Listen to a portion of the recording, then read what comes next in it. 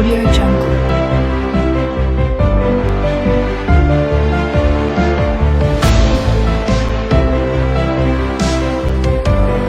Audio Jungle. Perfecto. Buenas tardes. Mil gracias por haber asistido a la convocatoria. Es realmente importante para nosotros, para Bitácora específicamente, informar a la población cómo está funcionando, cuáles son las ventajas y las desventajas de la educación en línea, a la cual nos lanzaron sin decirnos agua va, ¿verdad? O sea, el sistema, la pandemia nos puso en una situación de aquí y ahora, y la decisión se toma de esta forma porque es la forma que consideramos adecuada. Entonces, ahora tenemos que ver si esa forma ha funcionado o no está funcionando, o para nosotros si está o no en buena forma. Nuestros invitados son de alta calidad, personas con una gran experiencia en el ámbito educativo, personas que están dispuestas a dar su experiencia, a compartirla con todos nosotros y que tienen no solamente la formación académica necesaria, que eso es una parte muy importante, pero más han estado en la práctica. Y también tenemos la bendición, diría yo, de tener a doña Lucrecia de Palomo, que es una persona que en este momento está en el lugar donde las decisiones importantes se pueden tomar y nos puede ayudar a que esas decisiones se tomen con prontitud y de una manera razonada, de una manera congruente. Nuestros invitados, perdón que mencioné primero a la dama, pero obviamente los caballeros no me van a regañar por eso. Creo que no solamente por el hecho de ser en este momento diputada, sino además porque ha participado bastante en el tema educativo, conoce el tema educativo y se ha preparado académicamente para esto. Leer el currículum de cada uno me tomaría un montón de tiempo y entonces creo que nos interesa más conocer su opinión, pero sepan que todos tienen un andamiaje académico sólido, una experiencia práctica incomparable y además la voluntad de transmitir sus conocimientos. Contamos en este momento con Ana Lucrecia Marroquín Godoy de Palomo, doctora en liderazgo institucional, tiene una maestría en gerencia educativa, diputada y vicepresidente del Congreso y diputada 2004-2008. Quiere decir que ha estado en esa área bastante tiempo y que tiene conocimiento de cómo funciona el sistema para podernos ayudar. También tenemos al licenciado Olmedo España y al licenciado Juan Alberto Castañeda Juárez, magíster en Administración Educativa. Como les dije, fue un resumen muy pequeño de lo que es su andamiaje académico, porque en este momento vamos a notarlo, vamos a darnos cuenta que han ocupado viceministerios o ha ocupado la vicepresidencia del Congreso de la República, que son puestos a los que se llega por liderazgo permanente, por liderazgo que se ejerce. Entonces, vamos a tratar en la medida de lo posible de contarles cuál va a ser la mecánica. La mecánica va a ser dirigir una pregunta, la misma, a cada uno de los participantes y ellos tienen 5 minutos para responder. Posteriormente, si hay preguntas del público, trataremos de responder las más importantes y no más importantes, sino algunas, porque saben que por el tiempo, que es nuestro mayor enemigo en este momento, no podremos contestarlas todas, trataremos de responder las que se acoplen más al propósito del programa y posteriormente ellos tendrán 3 minutos o el aludido tendrá 3 minutos para responder la pregunta de nuevo. Y el mismo sistema para la segunda, para la tercera y para la cuarta pregunta. Entonces, si no les importa, puedo empezar por la dama. Levanten la manita. No. Quiero tener la certeza de que no se molestan, sino al contrario, vamos a aprovechar esta experiencia y estos conocimientos preguntándole a la licenciada de Palomo eh, si la pandemia ha afectado el sistema educativo y si dentro del el daño que pudo haberle hecho al sistema educativo, el aprendizaje de los estudiantes ha sido obstaculizado o ha sido dañado. Bueno, muchas gracias en primer lugar al siglo XXI por tenernos a ti aquí y a ti, Ana Eli, porque realmente junto con Juan Alberto y Olmedo, pues hemos trabajado en el pasado siempre en asuntos de educación. Quiero decirte que la pandemia ha afectado a todos los niveles, a todos los países, pero de diferentes formas. Guatemala ya venía con un rezago educativo muy grande.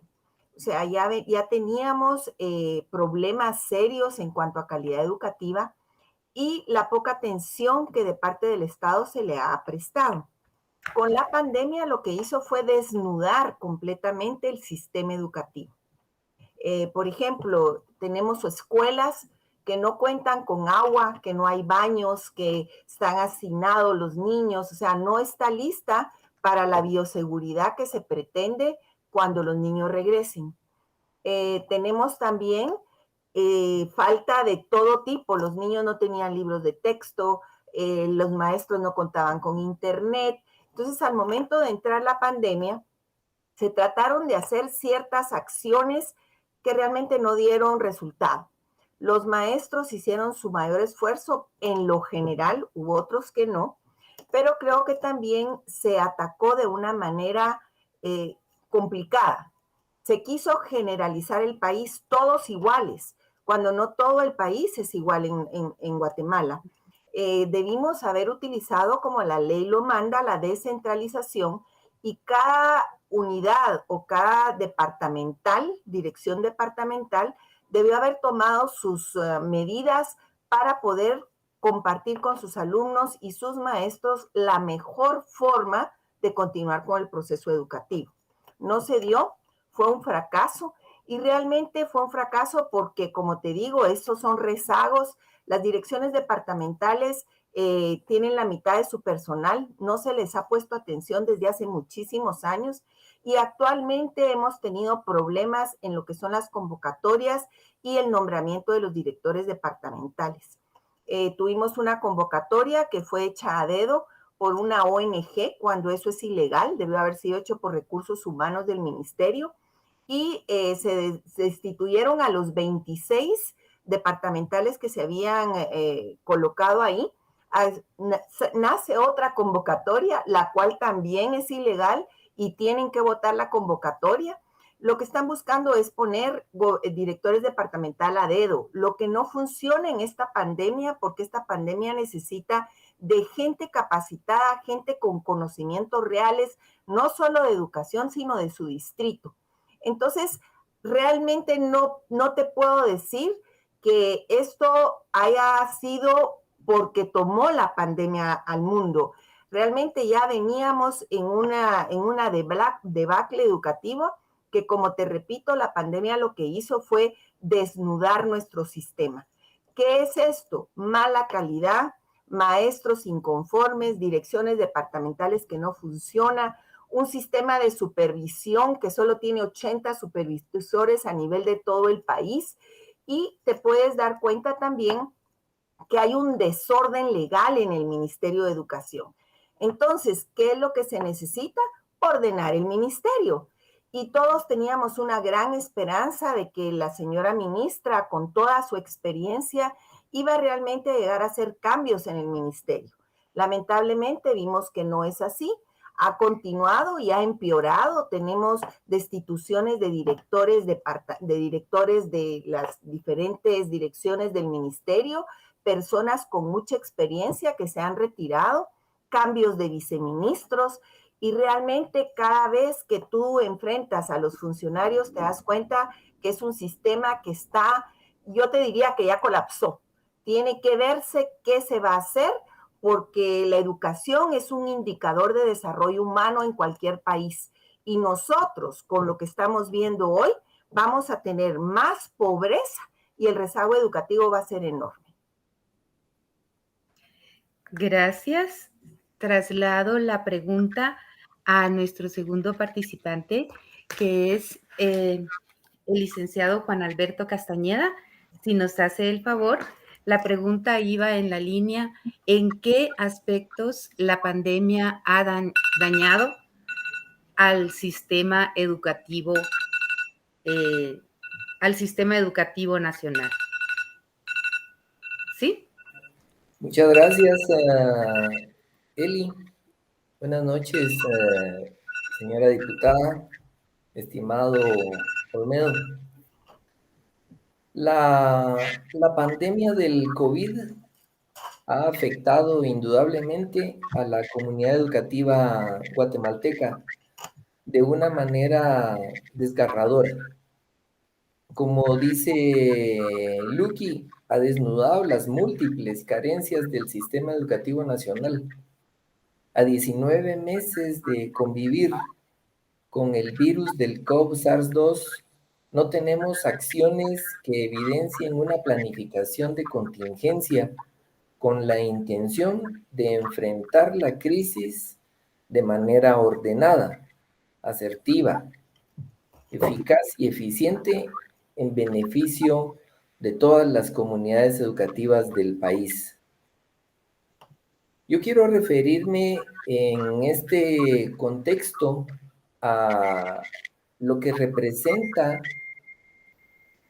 para los guatemaltecos el COVID en educación, y es un grave daño a la calidad de la educación. Podemos entender como calidad de la educación a la formación integral del individuo en los aspectos cognitivos, afectivos y psicomotrices, en el contexto de aprender a aprender, aprender a ser, aprender a convivir y aprender a ser, en un proceso dialógico de enseñar, aprender y evaluar de manera presencial, híbrida o virtual, en un marco democrático. Para nosotros en este momento, pues la situación mala se ha agravado en el sistema educativo nacional. Teníamos antes de la pandemia menos del 50% de cobertura en preprimaria, en básicos y en diversificado. Y teníamos en la primaria un 74.7% de cobertura, que no es para que nos sintamos felices por eso, ¿verdad? Pero teníamos ese problema serio de cobertura, más el problema de la calidad de la educación, que como todos sabemos es un problema grande porque abarca no solo la capacidad de aprendizaje de los estudiantes, que se ve afectada por la situación de salud, por la situación de no tener la alimentación segura por causas de la pobreza tan grande que hay en el país. También tenemos el problema de los maestros, de no tener las competencias necesarias para trabajar, primero, en lo presencial y mucho menos en lo relacionado a la educación a distancia.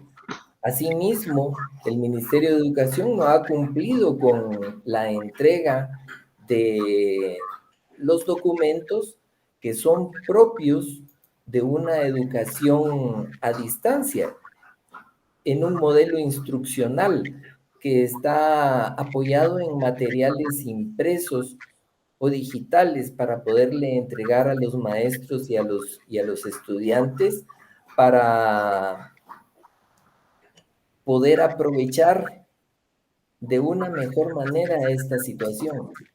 Entonces, Lucky mencionaba el tema de la supervisión educativa, que es otro factor importante dentro de la calidad de la educación.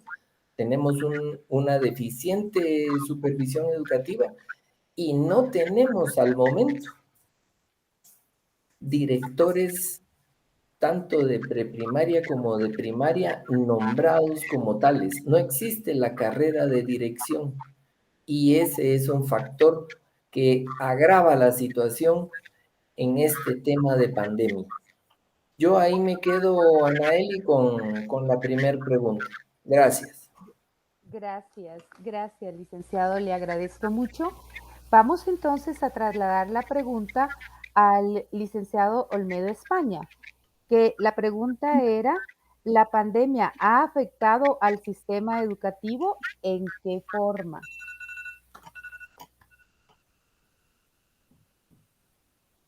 Sí, perdón, está el licenciado Olmedo España.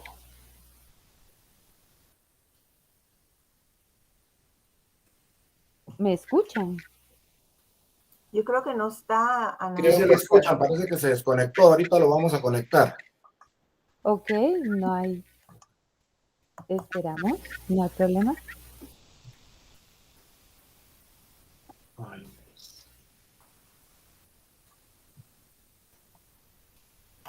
Interesante que la experiencia es mucho más importante que cualquier conocimiento teórico, ¿verdad? La experiencia nos enseña a saber qué observar, mientras el conocimiento teórico nos enseña qué es. Y creo que esa combinación que ustedes tienen la dicha de manejar nos va a ayudar bastante para transmitir una buena información a nuestros oyentes.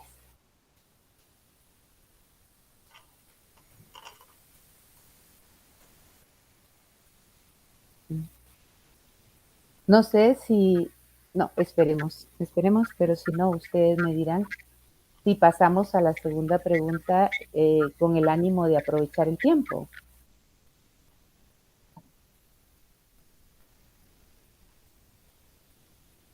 Claro que sí, Anaeli. ¿Verdad? Yo diría, vamos entonces a regresar con la licenciada Lucrecia D. Palomo, perdón, que es la segunda pregunta es la enseñanza a distancia bajo un modelo institucional en línea ha sido complicada para Guatemala.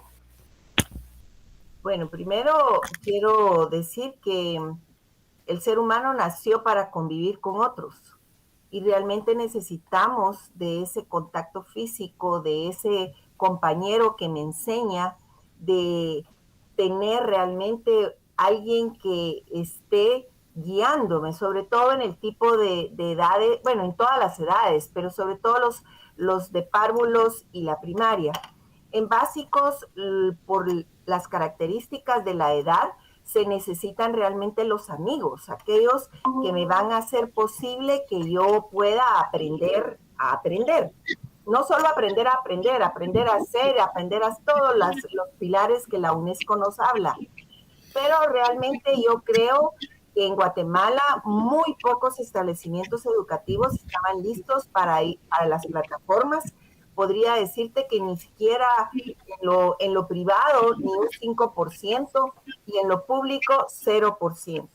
Entonces se quisieron hacer intentos en el momento de la televisión, se quiso hacer intentos de que las maestras usaban el Zoom, se quiso hacer intentos de diferentes formas y en lo privado se logró más o menos aceptable. No lo que un niño aprende presencialmente, pero en lo público sí costó muchísimo. Primero porque los maestros no tenían la mayoría no tenía las capacidades y luego que los niños, los estudiantes no tienen internet en su casa, los papás tenían que comprar una tarjeta, esto les dificultaba.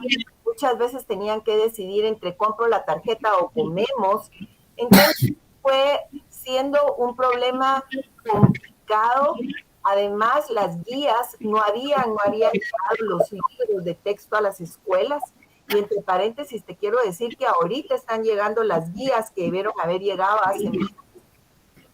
Realmente no estábamos preparados. El primer año se hicieron intentos, pocos intentos, pero se hicieron. Este año es realmente alarmante porque los pocos intentos que se hicieron en el año pasado no se hicieron esto. Este año van a volver a ganar por decreto, porque así lo manda el ministerio, pero realmente el aprendizaje fue muy pequeño. Pero lo que más preocupa para los que somos educadores es el área emocional de los jóvenes. Por ejemplo, en básicos tenemos muchos niños o jóvenes con propensión al suicidio, otros jóvenes que sí tienen plataformas o que tienen un teléfono, tenemos invasión de pornografía. O sea, hay muchísimas situaciones que el ministerio desaprovechó la pandemia. Debieron este año haber, por medio de Zoom o por medio de Internet, haber hecho capacitaciones para todos los maestros. Creo que eso hubiera sido productivo, hubiera preparado al docente para el nuevo que va a tener después de la pandemia, porque la metodología que se usaba antes no va a funcionar, y mucho menos el niño o el estudiante que nos va a llegar es totalmente distinto y se van a necesitar metodologías diferentes a las que se utilizaban, sobre todo en lo público, porque cambió, el mundo cambió. Y eso es lo que el ministerio no se ha dado cuenta, teniendo una dirección de planificación, una dirección de evaluación. No se han hecho evaluaciones ni se ha planificado para futuro. Creo que estamos ante una situación complicada, porque como te decía, este rezago educativo puede llegar a 10 años y esto solo nos va a traer pobreza y pobreza extrema. Gracias. Vamos entonces vamos a iniciar, a regresar con el licenciado Olmedo. Gracias por su presencia de nuevo con nosotros. Y la primera pregunta era, ¿la pandemia ha afectado al sistema educativo? ¿De qué forma? Bueno, yo creo que el primer punto a abordar en este fenómeno es que sí ha afectado porque hay maestros que se han muerto, hay padres de familia que se han muerto, hay funcionarios que se han muerto. Y en el ambiente se vive una angustia. Desde que comenzó la pandemia se vive una angustia. Es que el problema no es un problema de un terremoto, que es grave, pero uno lo puede superar. Un país lo puede superar. Pero un hecho tan catastrófico como la pandemia, que tiene un carácter mundial y que tiene que ver con la salud, que tiene que ver con la vida y que tiene que ver con la muerte, yo creo que es lo primero que hay que salvaguardar, la vida. Y entonces yo creo que la educación, aun cuando somos educadores, hemos dedicado tanto tiempo a la educación, creo que la educación en este ámbito que estamos hablando, perdónenme los educadores, está en un segundo lugar, un segundo plano. Creo que lo número uno es la salud humana. Porque aquí lo que se trata es de salvar las vidas. Lo poco o mucho que se haya hecho o no en el campo educativo, la verdad que a mí me parece que es secundario frente a la vida y frente a la muerte. Ese es el hecho más dramático, más trágico. Y evidentemente, un fenómeno de las magnitudes de lo que hoy estamos viviendo, efectivamente, incidió negativamente en la educación. Porque yo no creo que haya un país en el mundo que hubiera estado preparado tecnológicamente para atender una situación de esta envergadura. Ni los más avanzados, ni Estados Unidos, ni Finlandia, ni Singapur, ni Vietnam, ni Japón, los más desarrollados. No creo que hayan estado en condiciones.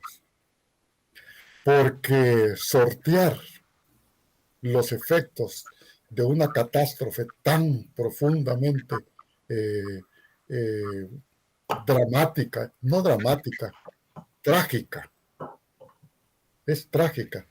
Yo creo que eso no se lo puede resaltar tan fácilmente.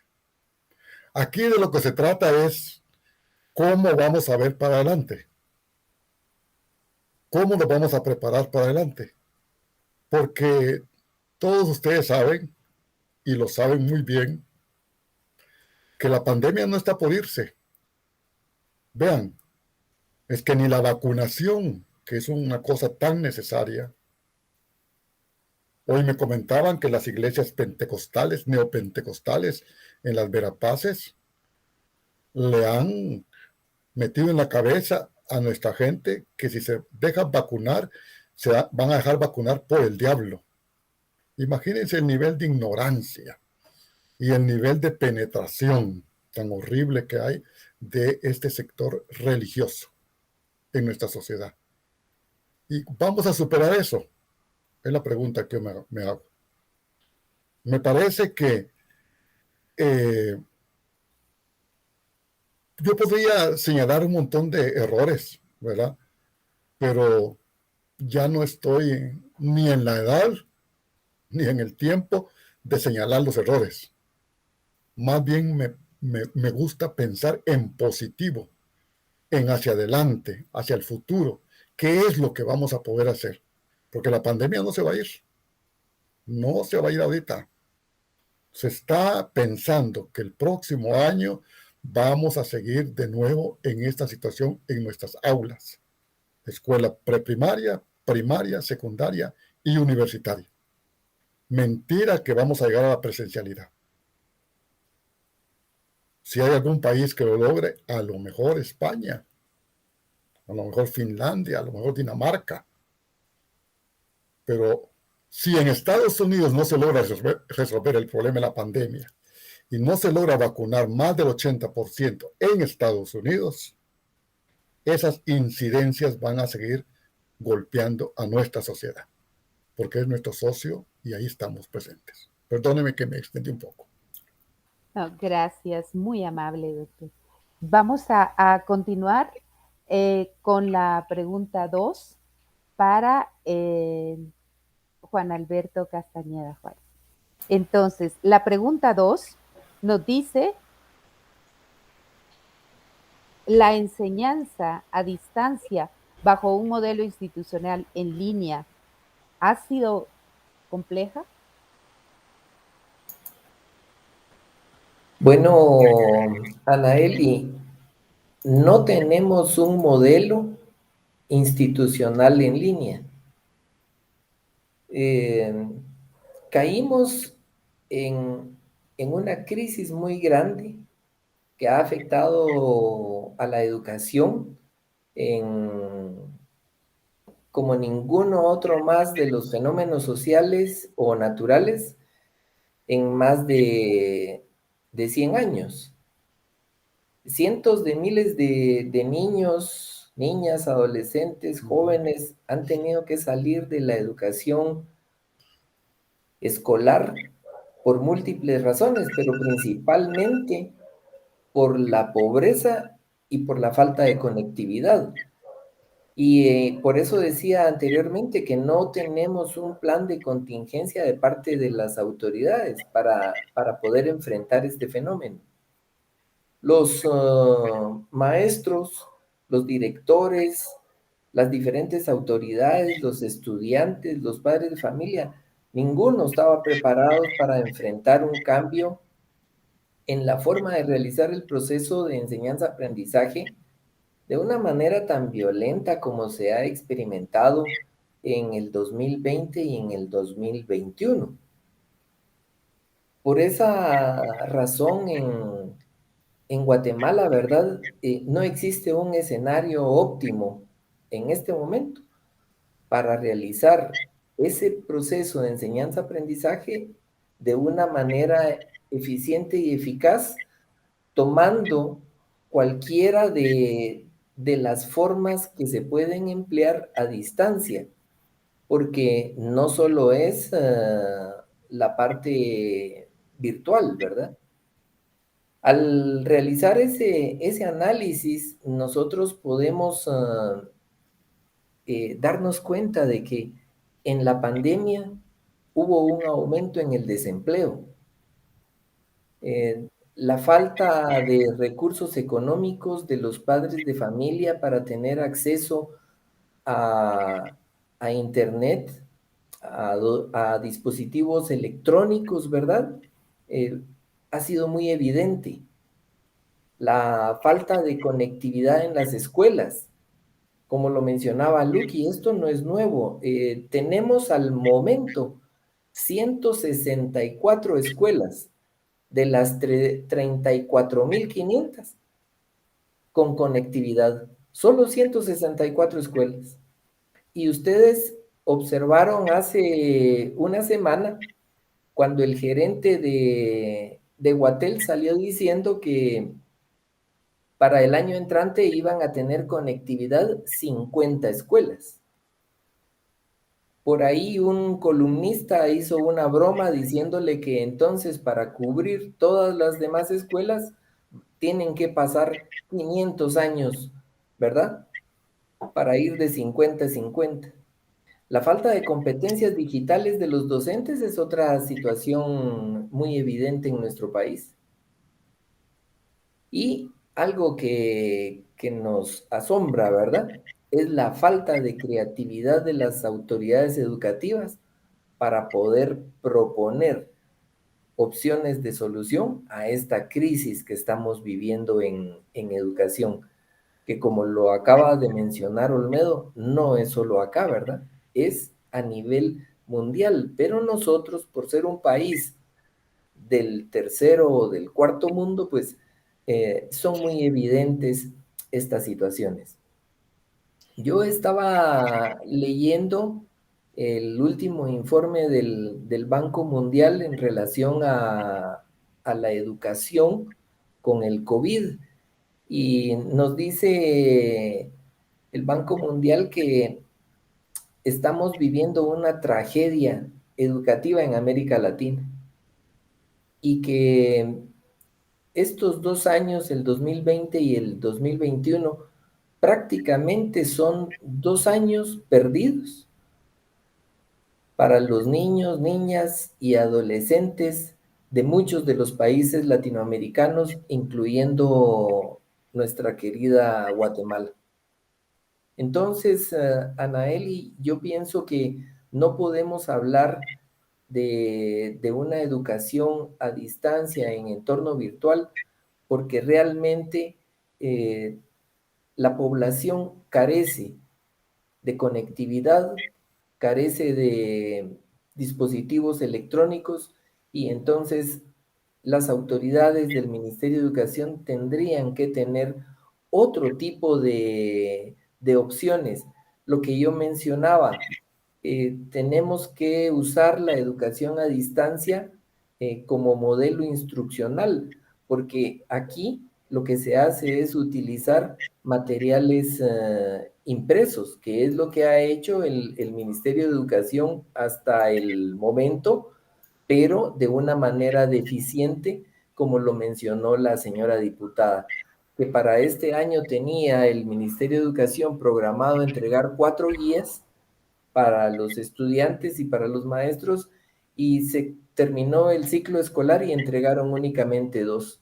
Entonces ahí podemos nosotros ya hacer una pequeña evaluación de la pérdida en el aprendizaje de nuestros estudiantes. Gracias, Eli. Gracias, muy amable. Y sí, perdón, creo que yo dije palabra institucional y era instruccional. Entonces, pero gracias a Dios nos hizo el favor de contestarla de las dos formas. Y creo que la primera forma fue bastante interesante, porque la pregunta 3 contiene mucho de esa primera forma. Pero vamos a preguntar, a dirigir la pregunta 2 a Olmedo, perdón, licenciado Olmedo, España, y es la enseñanza a distancia. ¿Trajo bajo un modelo instruccional o en línea o virtual ha sido complicada? Fíjese que en el año 2019, en la Dirección General de Docencia de la Universidad de San Carlos, aprobamos la política de educación a distancia en entornos virtuales. Y esa política fue aprobada por el Honorable Consejo Superior Universitario y se puso en práctica. Y a partir de allí, en la universidad empezamos a generar nosotros programas, prácticas pedagógicas, hechos pedagógicos que respondieran a lo que de lo que estamos hablando. Y en ese momento creamos 2 buenos cursos. En la educación, matemática y lenguaje son las 2 grandes fallas del sistema educativo guatemalteco, que por cierto parece que el ministerio no hizo las pruebas de esos 2 cursos. Y sabiendo de que esa es una gran falla en el sistema educativo nacional, la universidad con 2 grandes maestros, uno es Bayardo Mejía y el otro Mario Roberto Morales, que lamentablemente los 2 se fueron este año porque se los comió el COVID, pero dejaron esos documentos. Y si ustedes tienen posibilidades de conseguirlos, de verdad, ustedes se van a percatar de cómo es que se hace esto. Porque hablar de educación a distancia en entornos virtuales o hablar de educación virtual, así como en seco, es un poco difícil. Porque yo he visto en los profesores universitarios, no en la educación secundaria ni primaria, que lo que hace el profesor es que frente a la pantalla de la computadora dicta el curso, como que estuviera en el salón de clases. Y los estudiantes, como dice Juan Alberto, que tienen conectividad en sus escuelas o en su casa, se pegan a la computadora y venga el maestro a hablar.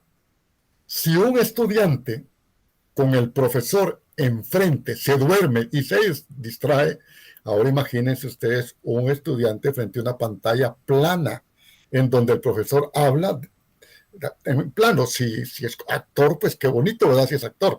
Bueno, entonces la palabra instruccional es importante porque debe tener recursos didácticos. Debe ser una cosa totalmente diferente.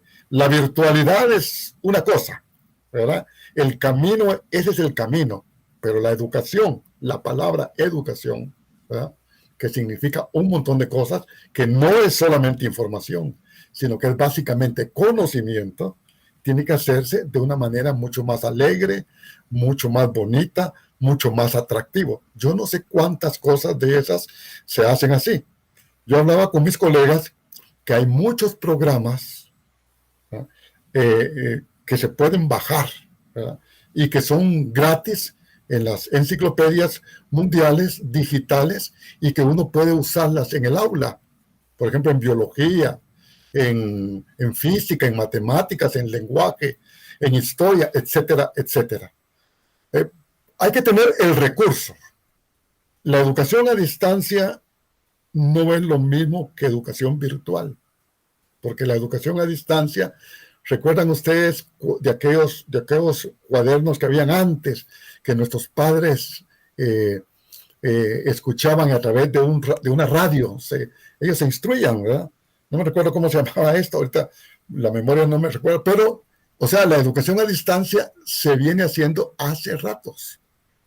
Lo que le ha agregado a la educación a distancia es la virtualidad, no, ni siquiera la virtualidad, es el instrumento digital a través del camino, a través del cual nosotros nos vamos a dirigir. Pero la educación a distancia es otra cosa.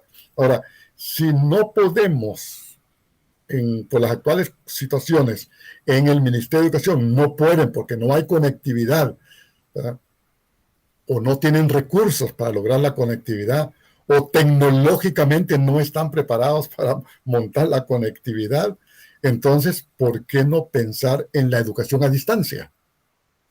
Y encontrar eso como una vía para resolver este problema en el cual estamos. Y usar el tema digital para cuestiones de carácter puramente instruccional, que significa de carácter de transmisión de información, pero no de conocimientos. Muy amable, gracias. Vamos entonces a pasar con la pregunta número 3. Escuela para todos se llamaba. ¿Perdón? Escuela para todos se llamaba. Ah, Escuela para Todos, sí. Recuerdo que era a las 3 de la tarde por Canal 5, donde no se veía en ningún lugar. Y bueno, es lo que hemos aprendido de nuestro sistema de gobierno, ¿verdad? O sea, nos ofrecían Escuela para Todos en esas formas. Pero bueno, vamos a dirigir la pregunta número 3, que a mí me parece bastante interesante y que ya fue de alguna manera respondida para la diputada, vamos a llamarle diputada, para investirla del poder que en ese momento tiene para luchar por un cambio y con su liderazgo va a lograrlo. Dice, la falta de conectividad ha sido una gran limitante para realizar el proceso educativo. La falta de conectividad ha sido una gran limitante para realizar el proceso educativo. Bueno, yo creo que en las circunstancias actuales sí fue una gran limitante, pero también tenemos que pensar que no todo es conectividad. Por ejemplo, los estudiantes pues viven muy cerca de sus escuelas y pudo haberse creado algún otro sistema que fuera posible para que los niños pudieran continuar con su proceso. En cuanto a la conectividad, quiero decirle, bueno, Juan Alberto ya explicó cuántas escuelas tienen conectividad, creo que 85 fue que dijo, todas las escuelas que existen en el país, aún colegios privados, hay muchos que no tienen capacidad de conectividad, porque esto es caro, o sea, tener conectividad y sobre todo a los niveles que se necesita para que todos los niños, los estudiantes y los maestros estén conectados, pues es muy alto. Ahora, yo quiero decirle que dentro del trabajo que se ha hecho en el Congreso y se hizo el año pasado en la Comisión de Educación, fue buscar alternativas para esa conectividad. Guatel tiene la capacidad de poder conectar a todas las escuelas del país en un tiempo de año y medio. Este año podía conectar a las de Guatemala, Villanueva, Amatitlán y me parece que Petapa, Temisco. Pero lo que pasa es que se necesitan recursos económicos. El proceso de conectar los municipios del departamento de Guatemala que mencioné tenía un costo, si no recuerdo mal, de 39 millones. Y la conexión para toda la República, por todo el cableado y todo lo que se tiene que hacer, tenía como 380 millones de quetzales. Parece exuberante, pero si nosotros pensamos que el Ministerio de Educación tuvo la capacidad de obtener de su propio presupuesto 340 millones para un seguro escolar que fue irrecible porque no funcionó realmente, bueno, eso es otro tema. Creo que se podrían haber hecho realmente esfuerzos para lograr esa conectividad. Indistintamente de si las escuelas podrán tener o no tener plataformas, creo que la conectividad hoy en día es para todos, tanto para las escuelas como lo vemos en los hogares, como se ve en los centros comerciales, como se ve en los parques centrales de algunos municipios. La conectividad es como tener electricidad ya en casa, como tener realmente el teléfono.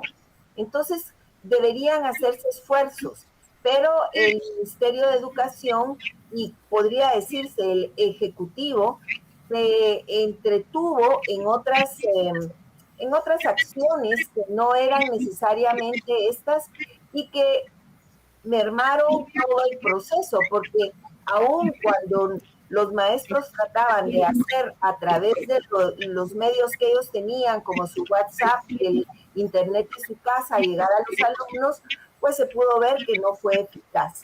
Sí es necesario pensar en que todas las escuelas tienen que estar conectadas ya que todo el sistema educativo de Guatemala que los maestros necesitan va a una red, a un programa que se llama el CIDE, y que es un programa desde hace muchos años se está manejando el ministerio para llevar todos los datos de los estudiantes, y que actualmente muchos maestros tienen que acudir a cafés internet para poder hacerlo, porque en sus escuelas no hay cómo hacerlo. Creo que ya debemos pensar a futuro, ya debemos de hacer los esfuerzos por montarnos al siglo XXI que estamos viviendo y poder realmente proporcionarle a nuestros estudiantes lo que ya les está proporcionando la calle, porque el Internet, la mayoría de jóvenes tiene teléfonos inteligentes, lo vemos en las esquinas de las calles, por lo menos en la ciudad capital, y aún en los departamentos, en los municipios se miren mucho. Creo que el ministerio tiene que caminar, olvidarse ya de las tecnologías que funcionaron en el pasado y volver y crear todo un sistema para que los estudiantes puedan tener y vivir ya en el presente, y el presente es la conectividad. Gracias, mil gracias. Vamos entonces, si bien usted nos habló, Juan Alberto Castañeda, perdón que olvido su nombre cada vez que lo tengo que decir, pero bueno, lo importante es, usted nos habló al principio, nos introdujo en el tema de la conectividad, pero ahora la pregunta viene a la falta de conectividad. ¿Ha sido un valladar en el proceso educativo? Ya específicamente hablando de la conectividad, ¿qué nos dice? Claro que sí, Anaeli. Yo aquí tengo en este momento la portada de Prensa Libre del día de ayer, y dice: país cae al puesto 132 de 141 en carreteras y al 134 en conectividad. Si esa información, Anaeli, la sumamos al dato que nos da el último censo del 2018, de que solo el 29% de los guatemaltecos tenemos acceso a Internet, bueno, ya tenemos una idea de que no podemos depender de la conectividad, no podemos depender del Internet para mejorar los procesos en educación. Pero hay que tomar en consideración que el COVID es una gran oportunidad para transformar el sistema educativo. Y lo que mencionaba Lucky, desarrollar una nueva visión en donde el aprendizaje a través de la conectividad incluya a todos y en todos lados, ¿verdad? Esta es una gran oportunidad para ampliar cobertura y ampliarla con calidad si se hacen los procesos de acuerdo a la nueva pedagogía de la virtualidad. Pero esto requiere voluntad política, obviamente, y entonces ahí necesitamos una inversión financiera en educación grande. Necesitamos hacer algunos sacrificios. Yo estoy totalmente de acuerdo con Lucky en que algunos de los programas, como el que ella mencionó del programa de salud escolar, que en este momento que no hay alumnos en las escuelas, ¿verdad? 2020-2021, esos 560 millones en ambos años que se programaron para ese programa se hubieran podido invertir en tecnología con el apoyo de Guatel. Los 2.100 millones que en este momento el Ministerio de Educación está negociando con el Sindicato para el Pacto Colectivo también podrían ser utilizados en tecnología. Y entonces ahí estaríamos aumentando el valor de la calidad, dándole aparatos electrónicos a nuestros estudiantes, a nuestros maestros, para hacer posible una educación a distancia, como lo mencionaba Olmedo, en un entorno virtual. Tendríamos dinero también para una educación a distancia instruccional, porque aquí las actividades, los productos, las formas de evaluación, la entrega técnica de cada uno de los contenidos, están basados en instrucciones precisas a través de materiales impresos, cosa que al momento no se ha gestionado en el Ministerio de Educación. Pero teniendo a favor, como mencionaba, la voluntad política del gobierno y de algunos otros sectores del país, como los grupos de interés, ¿verdad? El sindicato entre ellos, el sector privado, las iglesias, podríamos tener un mejoramiento en este tema de la conectividad, y como lo mencioné al principio, podemos hacer del COVID una gran oportunidad para mejorar el sistema educativo nacional. Mil gracias, le agradezco muchísimo. Licenciado Olmedo, tenemos dos opciones. Nos vamos a la pregunta 3, que es una pregunta obligada, o tiene usted algo que ampliarnos en la parte de la conectividad, que ya nos había hablado bastante y de una manera muy elocuente. Si tenemos algo que ampliar, bienvenido. Y si no, podemos responder la pregunta número 3. Pero para no perder la oportunidad, respondamos primero la anterior. No sé si usted así lo prefiere. Sí. Yo le agregaría al problema de la conectividad, al problema de la incapacidad de los docentes en este proceso de la cuarta revolución industrial. No tienen manejo de las computadoras, ni técnica ni tecnológicamente, y mucho menos metodológicamente.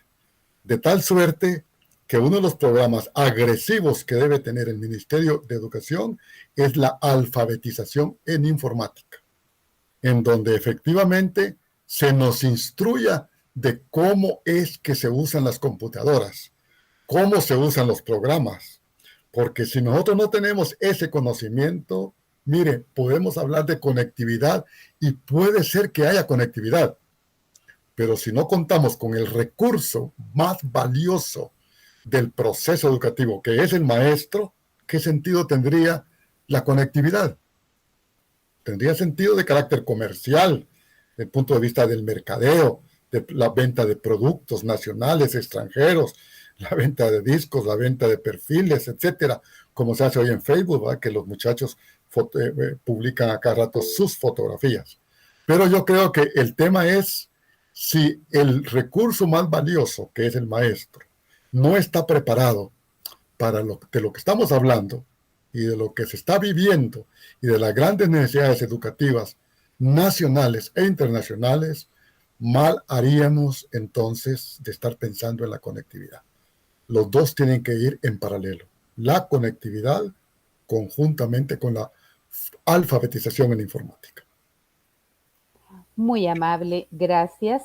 Vamos entonces a regresar con la licenciada Lucrecia Marroquín de Palomo, con el propósito de que nos responda la tercera pregunta y última, o cuarta pregunta y última, que es: ¿los sindicatos del sistema educativo de qué forma benefician o deterioran a la educación en Guatemala?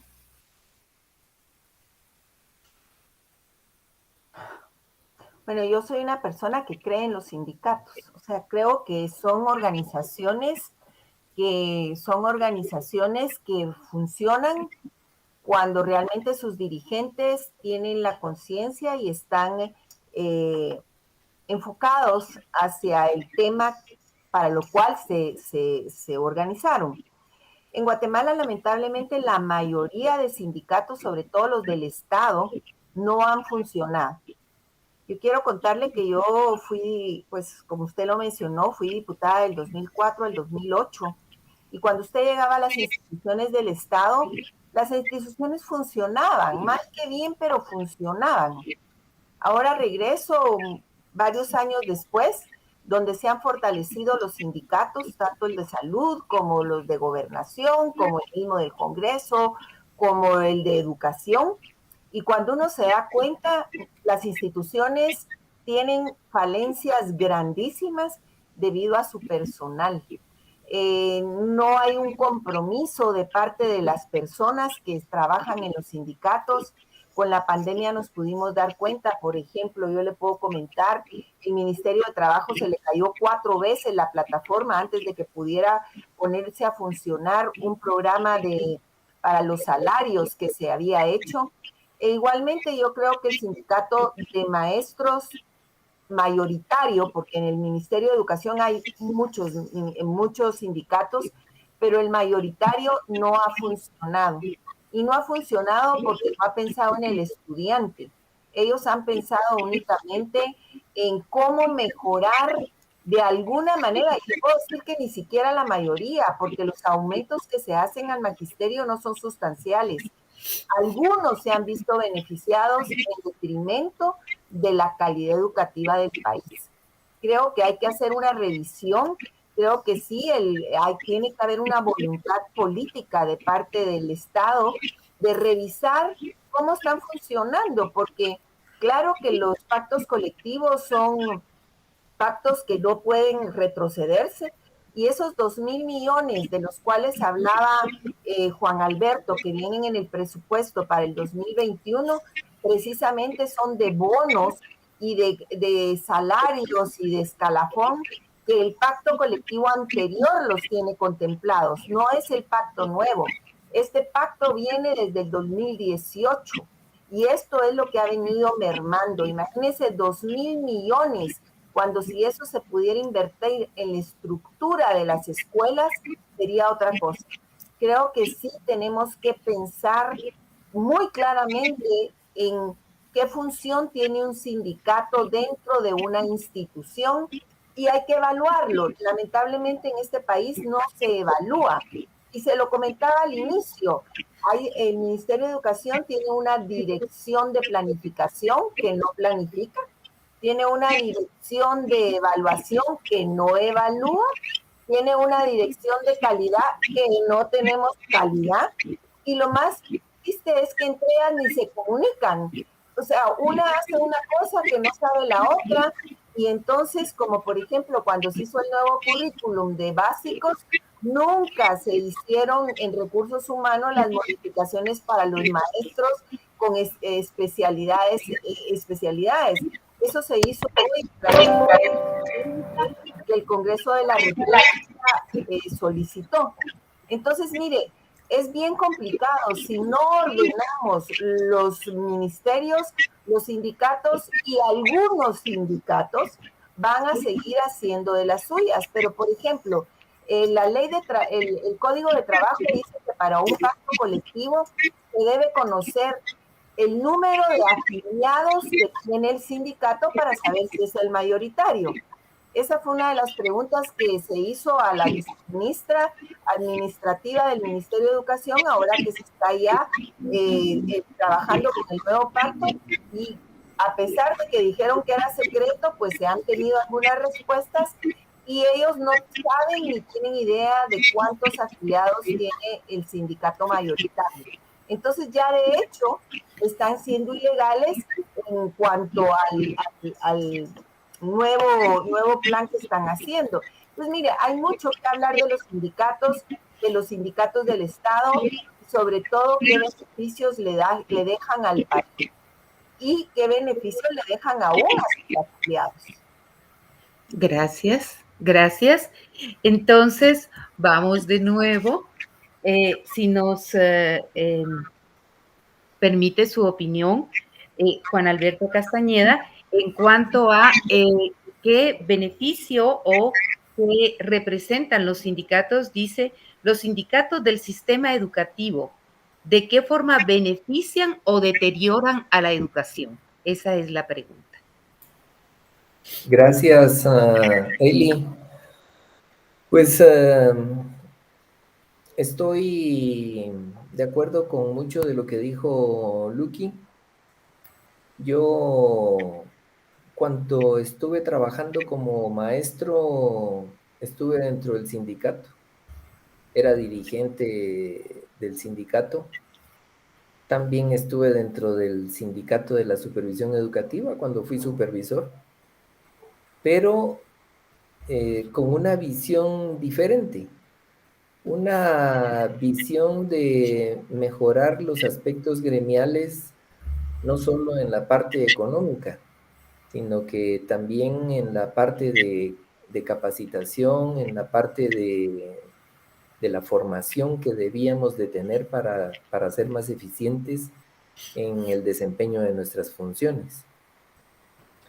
Pienso que con relación al sindicato mayoritario del Ministerio de Educación, pues ha perdido la brújula. Se ha encargado únicamente de buscar el beneficio económico para los sindicalizados y ha dejado por un lado cuestiones muy importantes que son de su competencia, como por ejemplo la nutrición de los estudiantes. Ustedes nunca ven que el sindicato protesta porque no se está dando completa la refacción escolar. Se ha dejado por un lado la infraestructura escolar, que es también fundamental. Se ha dejado por un lado la calidad.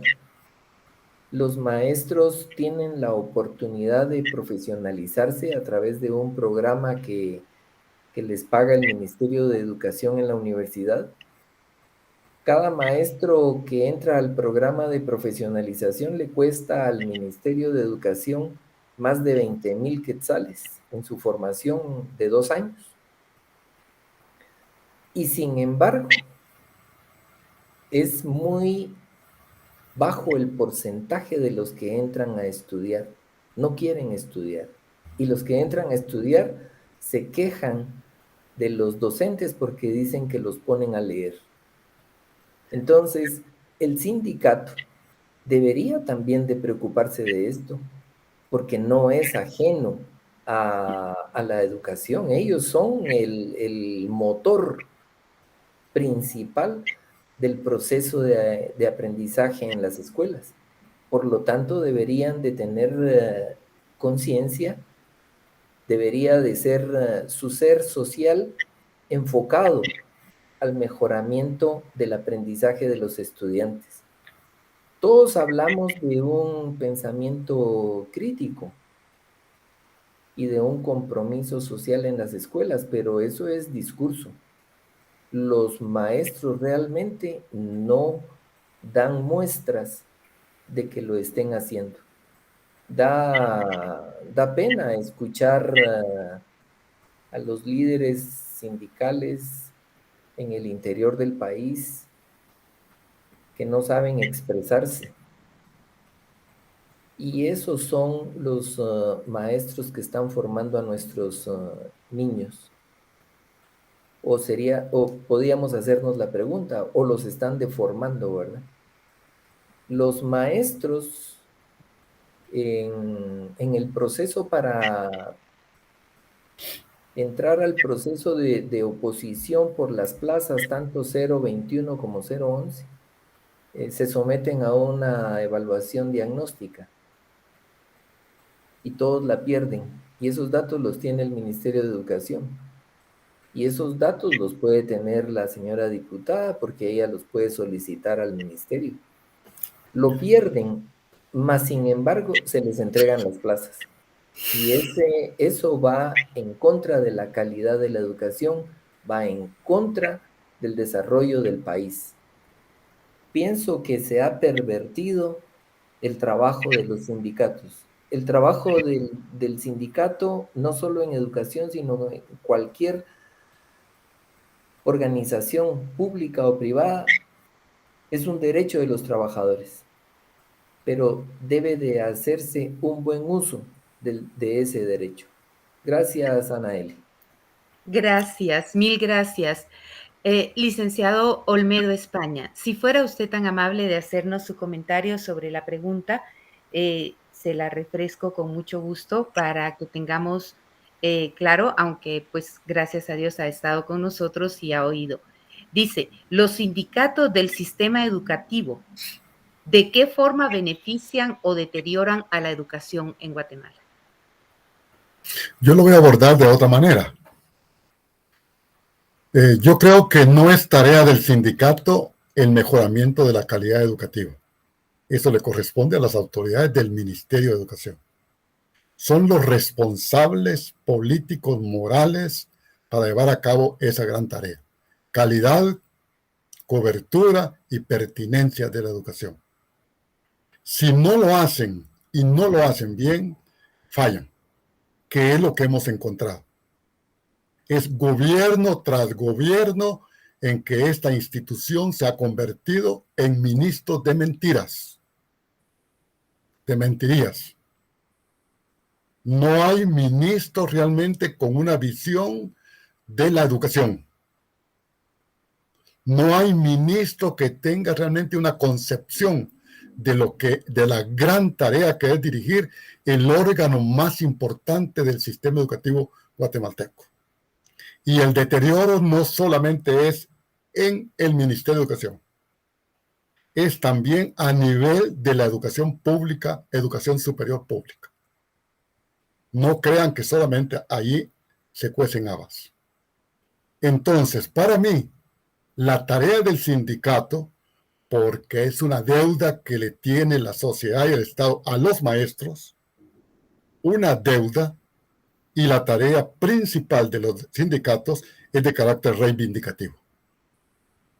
Y si no hay un brazo dirigente capaz de poder realmente dialogar con las autoridades de un gobierno para el logro de sus reivindicaciones económicas, peor, mal pagados estarían los maestros del país.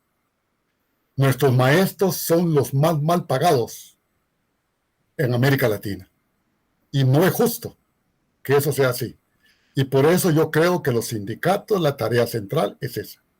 Yo no estoy de acuerdo que al sindicato nosotros le endosemos la responsabilidad de conducir el proceso educativo nacional.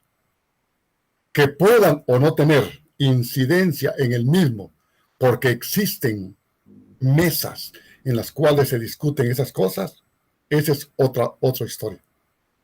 Y soy testigo de que efectivamente el programa de formación y capacitación que existe en la Universidad de San Carlos se logró a través de una mesa de discusión tripartita entre el ministerio, la universidad y el sindicato de maestros. Este es un logro que no haya alcanzado las metas que a lo mejor se querían, pero es un logro.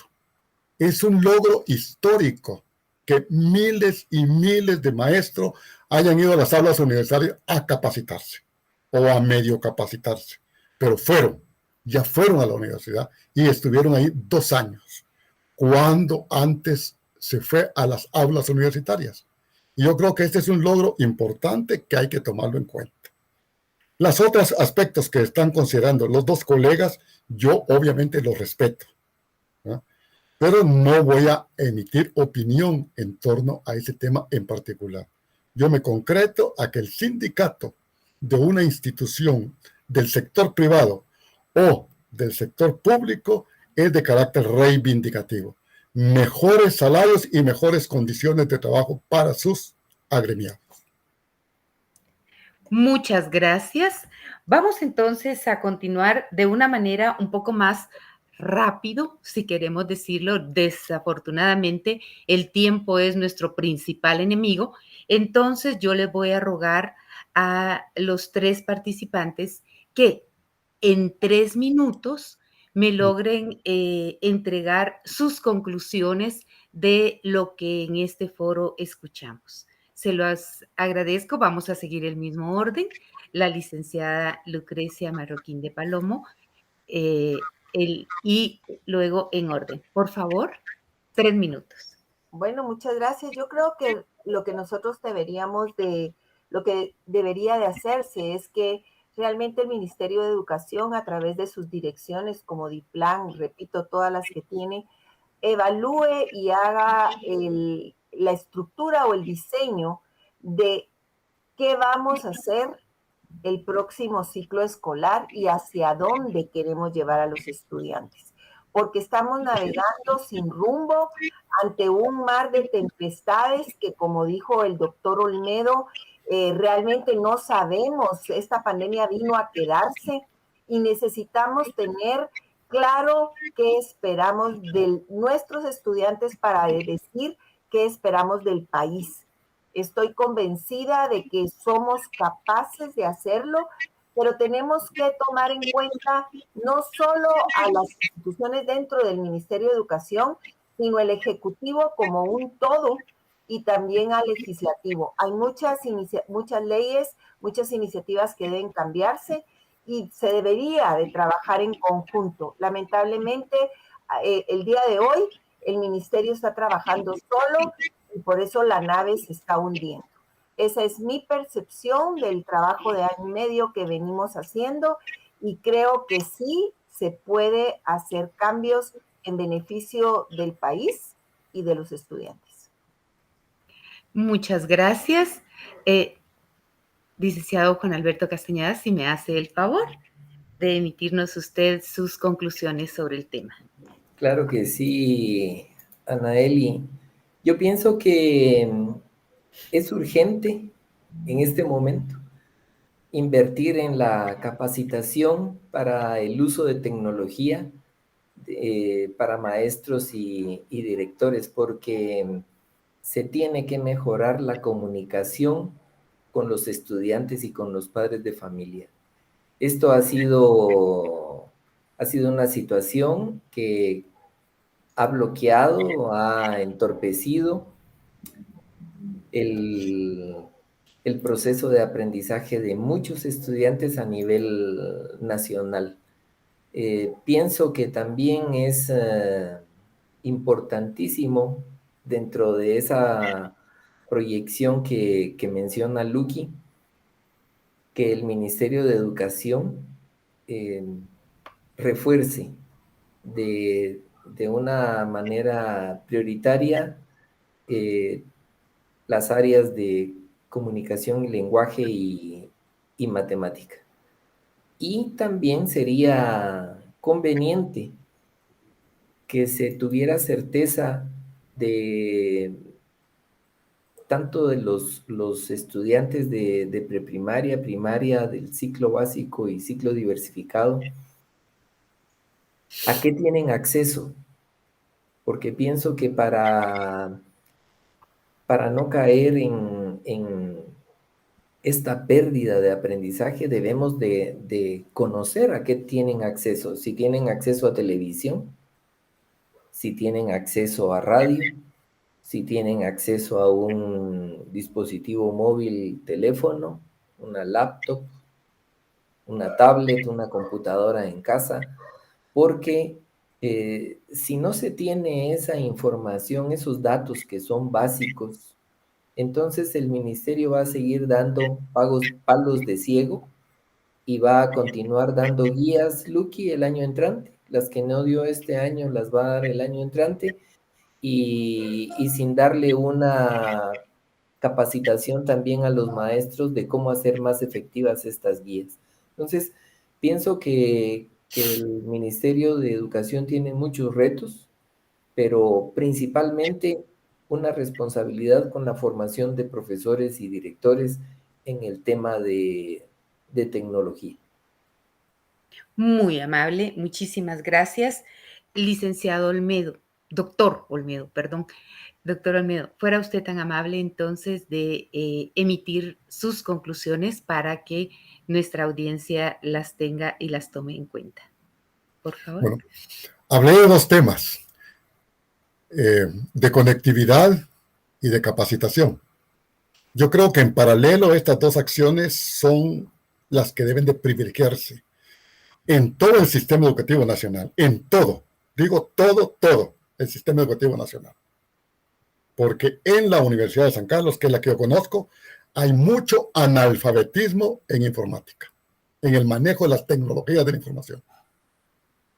Y no digamos en esas miles de escuelas de las cuales hoy he hablado de Juan Alberto. Pero comparto al 100%, que son 200, ¿verdad?, con Lucrecia de Palomo. Si no hay un norte, si no hay realmente una brújula, no hay una direccionalidad hacia dónde vamos a caminar los próximos años con nuestro sistema educativo, es imposible que podamos resolver las cosas a partir de puras espontaneísmo. Eso no es posible, ¿verdad? No podemos ser espontáneos en la educación. La educación es una cosa demasiado seria como para tomársela en broma. Entonces, Lucrecia, comparto contigo eso. Es más, yo me atrevería a decir aquí en público que Lucrecia de Palomo, siendo la coordinadora de educación del Congreso de la República, debería liderar un programa, un proyecto, un movimiento hacia un contrato educativo que defina el norte de la educación guatemalteca. Te la dejo, Lucrecia, para que lo penses en la noche con tu almohada, pero es la única persona de los que estamos aquí presentes que puede asumir eso, y además no solamente ha sido educadora, ha estado metido en un montón de cosas, de iniciativas. Sos líder en el campo de la educación, sino que en este momento liderías la Comisión de Educación en el Congreso de la República. Y por lo que te escuché decir, dijiste, si dejamos solo al Ministerio de Educación, se termina de hundir. Efectivamente. El Ministerio de Educación tiene que estar articulado con todo el sistema de gobierno. Debemos de superar un Estado de carácter feudal, un gobierno de carácter feudal, donde hay cada feudo. Lucrecia, esa es mi propuesta, y esas son mis palabras finales a este coloquio, en donde el tema era la pandemia y su incidencia en la calidad educativa. Cae de su peso que efectivamente, por todo lo que dijimos, es que la calidad educativa vino a empeorarse, no a mejorarse, vino a empeorarse. Muchísimas gracias. Bitácora les agradece infinitamente su valiosa colaboración, y Lucre tiene que oír algo, no importa que le diga Lucre, ¿verdad? Porque si a la nena le decimos Lucre, se vale. Es importante poder que no se ejerce, poder que se desperdicia. Está ahorita en el momento donde puede, ayúdenos. Todos, y me incluyo en el grupo de profesores, pero creo que esto es realmente importante. Y Bitácora, debe haber parte 2. Creo que sí tenemos demasiado que aportar. Son muchas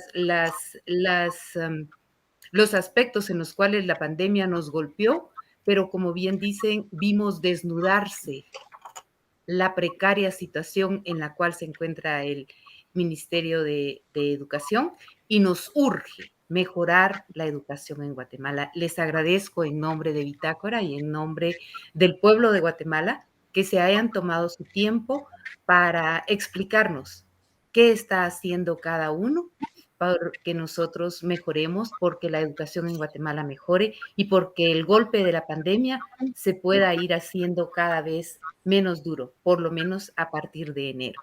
Mil gracias, buenas noches y gracias a todos los participantes en nombre de Bitácora. Gracias. Buenas noches y muchas gracias. Buenas noches igual. Gracias.